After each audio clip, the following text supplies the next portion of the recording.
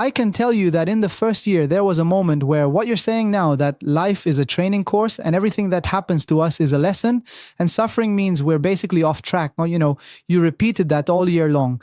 And since I was little, I was told everything's for the best, but I didn't feel it. And there was a moment this year when I was sitting in class. And first of all, I was shaken because you're giving information here that takes people time to digest.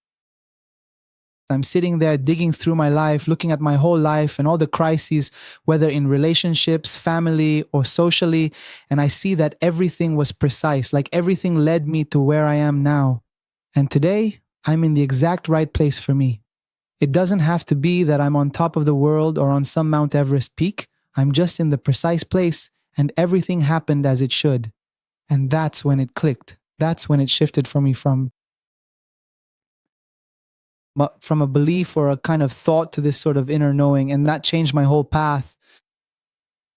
Right? It's not easy to make that kind of shift in insight because, part of it might actually be related to a certain religious view or perspective. And people often have this sort of automatic rejection of what religion says because they argue that religion isn't science, that religion isn't precise or exact.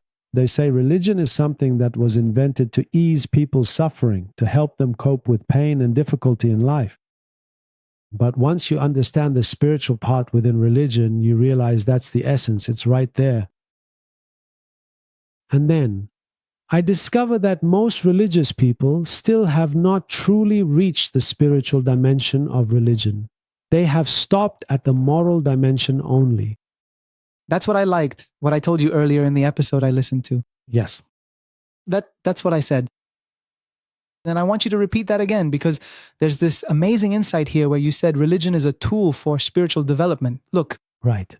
That. Right. In fact, people thought that religion is the goal. And they turned religion into the goal.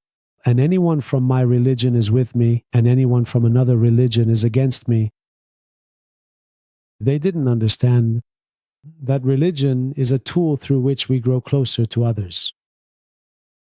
Religion is a tool through which we grow closer to God. And the closer we get to God, the closer we get to people.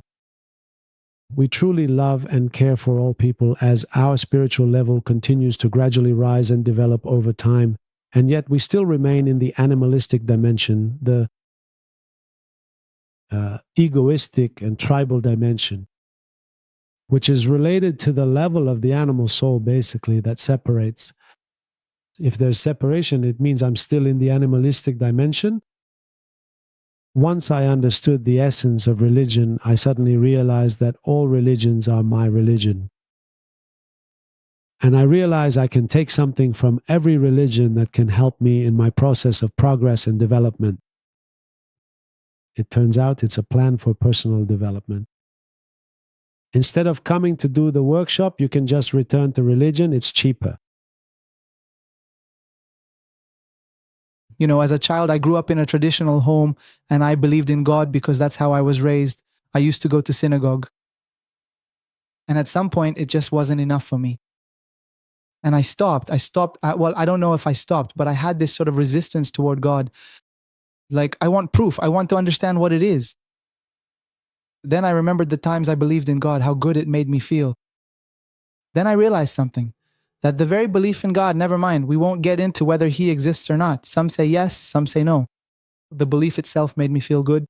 Just knowing that there's something greater than myself. That there's something that has certain laws. Like you say, there are laws, there are the 7 universal laws. If you follow these laws, if you go with the flow of the river, you'll experience happiness and it'll be much easier. Right? Actually, the good news is that yes, God exists. And I can tell you this, after years of research and insights, that God is the law. God, he is everywhere, filling every space. There's no place where God isn't present.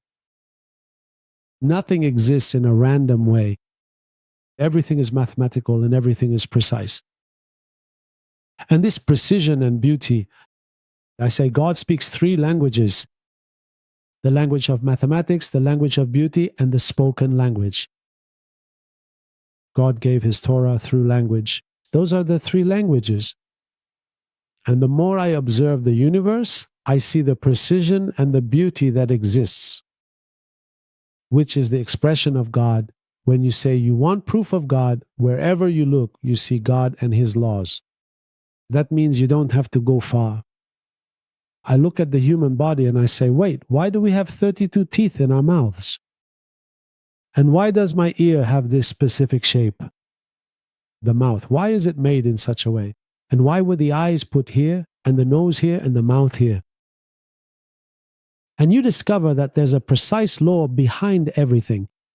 Why do we have 5 fingers? And why is the banana curved? Yes, you ask questions. You ask questions and you say, wait, what kind of questions are these? It's not.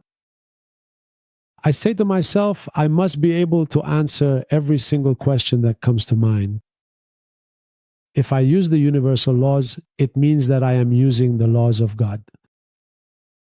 And then you see God revealing Himself in every place. There is no place where God is not present.